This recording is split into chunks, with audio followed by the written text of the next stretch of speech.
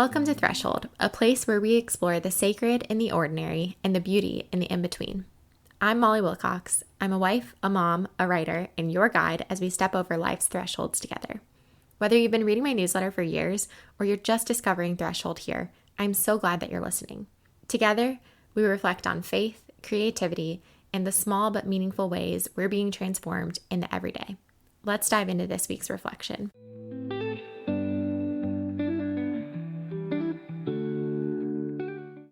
When I was a little kid, I wanted to be an author.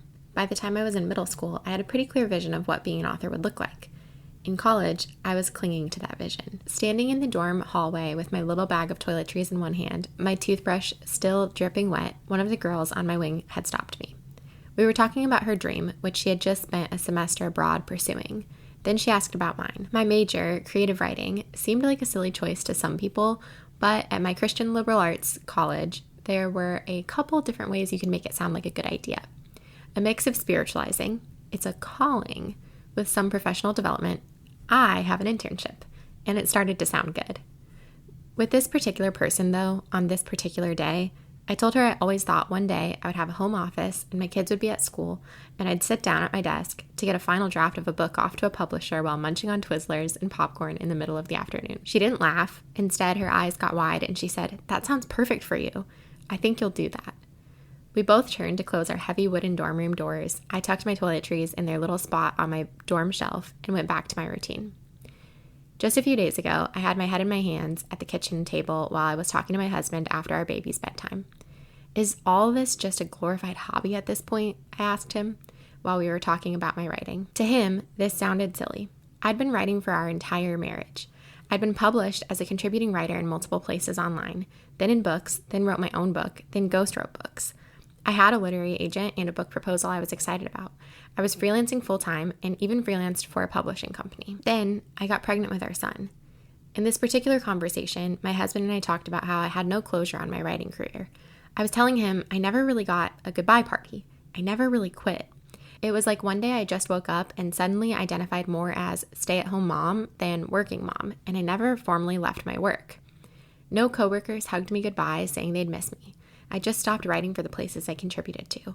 I sent final projects off. I left networking groups I was in, and then I was a mom. I wrote, obviously. As people often remind me, I actually wrote and produced an entire podcast in my time off. I kept sending my weekly newsletter. I fiddled with the next book idea during nap times. But still, I was looking at my husband asking myself if this was just a hobby because the thing, writing, I had always dreamt of doing and worked so hard to get paid to do, wasn't paying me much anymore. He said golf is a hobby, and people who golf as their hobby don't even do it every weekend. You write every day. That's not a hobby. Appropriately, I then found a folder on my computer called Why I Write. Just like how people do New Year's goals, I do this. Every year, I write about why I write. I don't know exactly why I do it, but I do. Here are a few of my past reasons.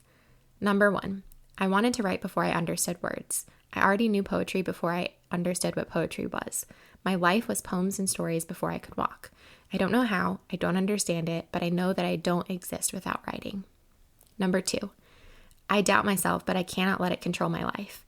So I tell stories, I write words, I string them together often far before I am certain or before I know or before I believe, and that's as it should be. Because when I tell a story, when I write the words, then I start to believe. Number 3, knowledge just lines your mind's shelves with books, but doesn't change the way you look out the window. I don't want words to color within lines that are already there. I want a shift to happen within me that affects everything outside of me too. I realize that I have always been and will always be a writer. To some people, that might sound like an obvious fact, but for some reason, it's really hard for writers to call themselves a writer. I know this personally, but I also know it from coaching writer clients who are doing the work of writing and still struggle to label themselves. There have always been questions for me too about what would actually make me qualify. In high school, I thought picking the creative writing major might qualify me. In college, I thought maybe if professors thought I was the best and spent my free time writing other stuff, not just the stuff for assignments, then perhaps I would qualify. There's been times when I thought maybe I could just look like a writer, act more introverted, sit in libraries, stop being allergic to cats, then start petting them, and maybe then I would measure up. At some point, I got some bylines and paychecks and success stories and thought, yes, I've really done it now. But imposter syndrome still shouts, not good enough. When I became a mom, I felt an onslaught of conflicting beliefs. Some mom friends insisted you could just write a book during naps. No big deal. Others said momming is the highest calling, so just chill out about the writing stuff already. Still others say drop him at daycare and jump back into writing work. In a lot of ways, I am a successful writer by most writers' standards. Published, paid, professional, degree, time spent, word count, whatever metric you choose to measure by. But I still don't think any of these metrics are quite right. And maybe that is because none of them explain why I write.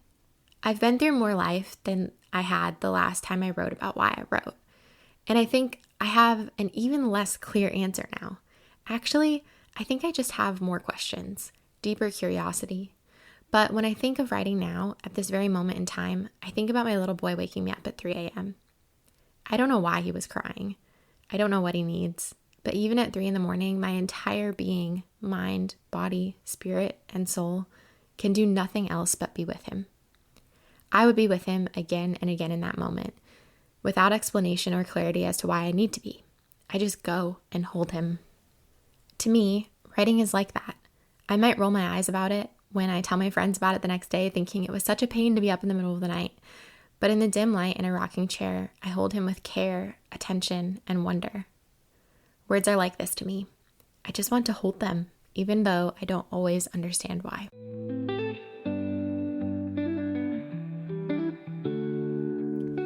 Thanks for spending time with me today on Threshold. If this episode resonated with you, I'd love for you to share it with a friend, subscribe, or leave a review. It all helps so much. And if you're not already part of the community, you can join the conversation by subscribing to my weekly newsletter on Substack, Threshold by mollywilcox.substack.com. Until next time, let's keep finding beauty in the in-between.